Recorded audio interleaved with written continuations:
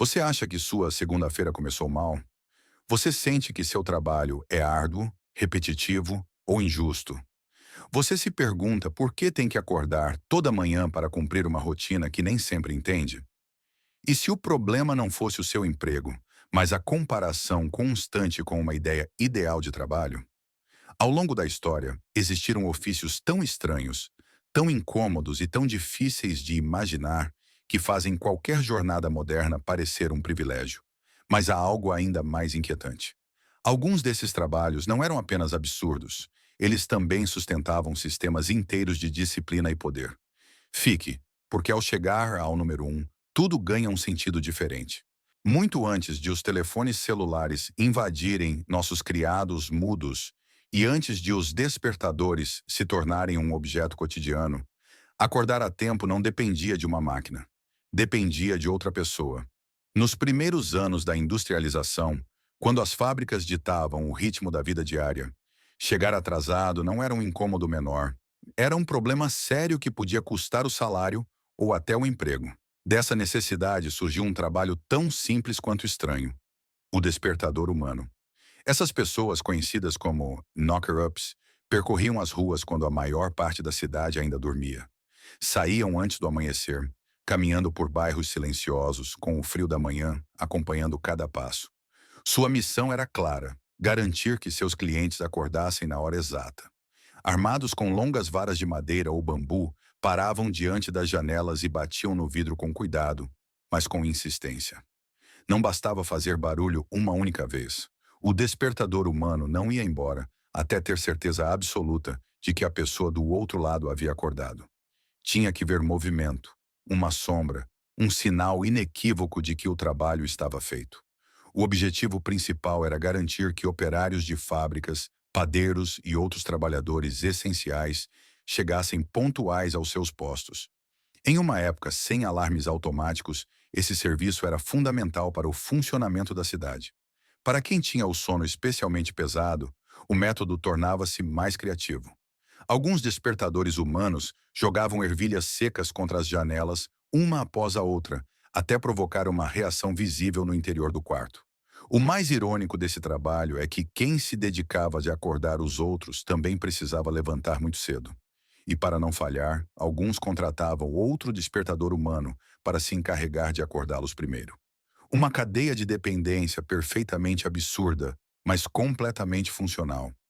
Um exemplo precoce de como até os trabalhos mais estranhos podiam sustentar rotinas de trabalho rígidas e exigentes. Ser príncipe na Europa medieval era, aparentemente, uma vida de privilégios absolutos. Riqueza, poder, proteção e uma posição que ninguém ousava questionar. No entanto, mesmo os herdeiros do trono precisavam de disciplina. O problema era que a dignidade real impedia que um príncipe recebesse castigos físicos. Bater no futuro rei era impensável, mas a necessidade de castigo continuava existindo. A solução foi tão cruel quanto absurda. Em vez de castigar o príncipe, castigava-se outra criança em seu lugar. Assim nasceu a figura do menino de açoites. Geralmente era um menino da mesma idade do príncipe, educado junto a ele e constantemente ao seu lado. Cada vez que o príncipe se comportava mal, o castigo não recaía sobre quem havia cometido a falta, mas sobre esse substituto. A explicação oficial por trás dessa prática era que o príncipe, ao ver um amigo próximo sofrer, sentiria culpa e aprenderia a lição. Supunha-se que a dor alheia funcionaria como um corretivo moral. Na realidade, como é fácil imaginar, esse sistema raramente cumpria seu objetivo. O príncipe observava o castigo sem sofrer consequências reais, enquanto o do menino de açoites assumia todo o sofrimento. Ainda assim, esse papel existiu por gerações. O menino de açoites tinha uma função estável dentro da corte. Sua presença não era um erro nem uma exceção, mas parte de um sistema desenhado para proteger a imagem do poder. Tudo era orientado para preservar a autoridade real, mesmo que isso significasse transferir a dor para alguém mais fraco. Este trabalho reflete de forma brutal como as estruturas de poder podem justificar qualquer sacrifício, desde que a figura central permaneça intacta. O castigo não desaparecia, apenas mudava de destinatário. Durante séculos, a medicina acreditou firmemente que muitas doenças podiam ser curadas extraindo sangue do corpo humano. A sangria era um tratamento comum, aceito e respeitado. Nesse contexto, as sanguessugas não eram simples animais repulsivos, mas ferramentas médicas valiosas. Sua demanda era tão alta que deu origem a uma profissão específica: o coletor de sanguessugas. Esses trabalhadores iam a pântanos, rios e áreas de água parada, muitas vezes em condições extremas. Não utilizavam redes nem instrumentos elaborados. O seu próprio corpo era o meio de trabalho. Entravam na água com as pernas nuas e permaneciam parados por longos períodos, esperando que as sanguessugas grudassem em sua pele. Uma vez que tivessem o suficiente, retiravam-nas uma a uma e as armazenavam para vendê-las a médicos e boticários. Era uma atividade lenta, incômoda e dolorosa. A água costumava estar fria, o que entorpecia o corpo e enfraquecia as defesas. As mordidas causavam infecções frequentes e as feridas demoravam muito a fechar. Com o passar do tempo, o corpo do coletor ficava marcado por cicatrizes permanentes. Era um trabalho sem prestígio, sem reconhecimento e sem glória. No entanto, sustentava uma prática médica considerada essencial em sua época. O sofrimento físico do coletor era o preço que outros estavam dispostos a pagar para se curarem. Este ofício mostra até que ponto a necessidade econômica podia levar uma pessoa a transformar seu próprio corpo em uma ferramenta de trabalho, aceitando a dor como parte da rotina diária. Na corte imperial chinesa, existiu um trabalho que levava a obediência e a imobilidade a um nível extremo. Algumas pessoas eram empregadas como peças humanas, em partidas de xadrez organizadas para o imperador. Não era um jogo simbólico nem uma representação leve. Era uma encenação real, com pessoas reais ocupando o lutar das peças, vestidos com roupas pesadas, ornamentadas e difíceis de suportar por longas horas. Esses trabalhadores deviam permanecer completamente imóveis. Não podiam falar, não podiam se sentar e não podiam reagir ao cansaço ou à dor. Sua única função era esperar. O imperador refletia sobre cada movimento, e durante esse tempo, as peças humanas permaneciam de pé, suportando o passar lento das horas. Quando uma peça era capturada, a pessoa devia interpretar seu papel até o fim. Caía no chão, fingia uma morte dramática e permanecia imóvel enquanto a partida continuava. O que poderia parecer simples tornava-se rapidamente uma provação física e mental. O entorpecimento, a pressão da roupa e a impossibilidade de se mover transformavam essas pessoas em meros objetos decorativos. Eram parte do espetáculo, não participantes com vontade própria.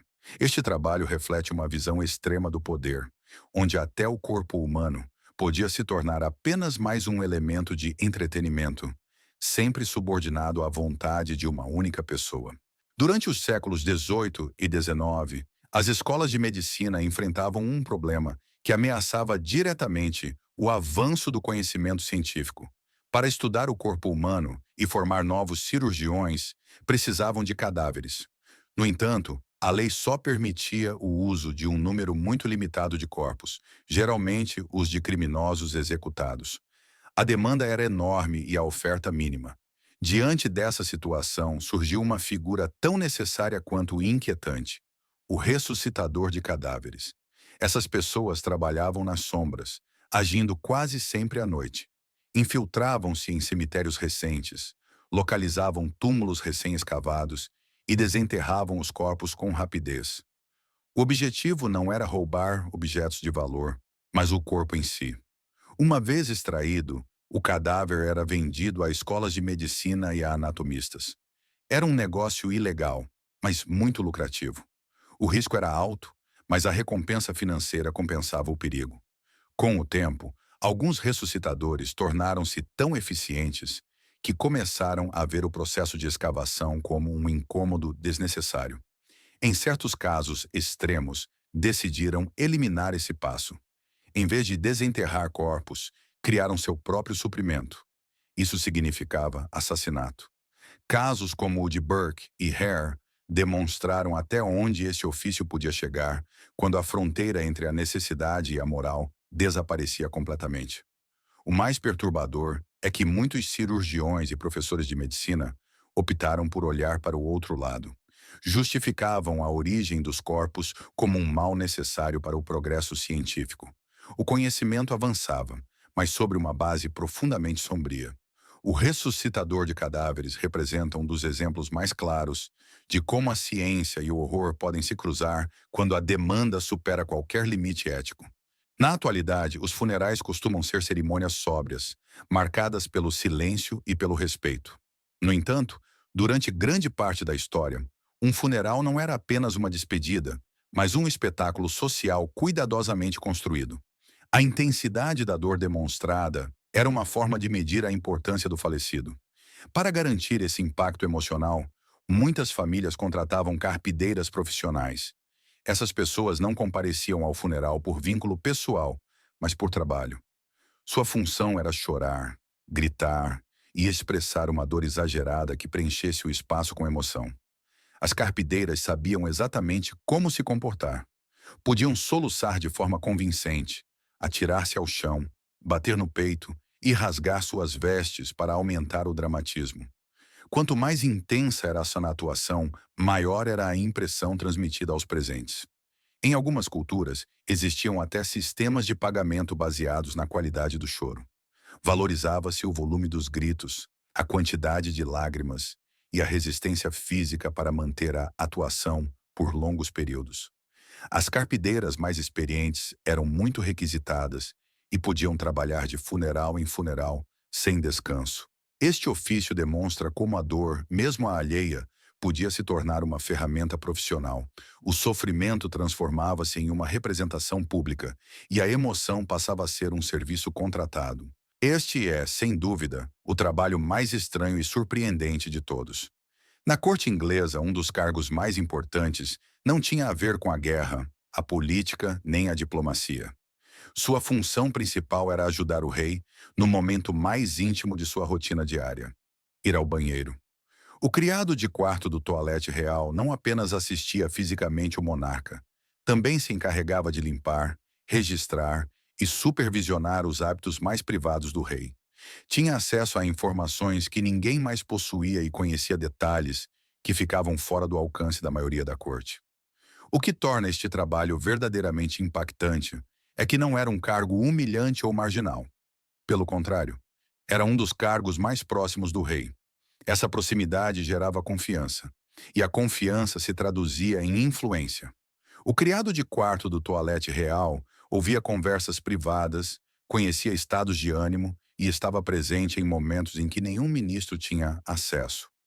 Com o tempo, muitos desses assistentes acumularam um poder político considerável, influenciando decisões importantes do reino. Este trabalho demonstra uma verdade incômoda sobre o poder. Nem sempre ele reside nos cargos mais visíveis. Às vezes, o acesso mais íntimo é a forma mais eficaz de influência. A história está repleta de trabalhos que hoje nos parecem difíceis de acreditar. Pessoas que acordavam outras combatidas de vara, crianças que sofriam castigos por erros alheios, corpos usados como ferramentas médicas e homens que construíam poder a partir dos lugares mais inesperados. Tudo isso existiu e fez parte do funcionamento normal da sociedade. Assim, da próxima vez que você sentir que seu trabalho é pesado ou injusto, lembre-se de que houve épocas em que o sacrifício laboral significava dor física, humilhação ou perigo constante. A história é estranha, e, comparada a ela, sua jornada de trabalho provavelmente não é tão ruim assim.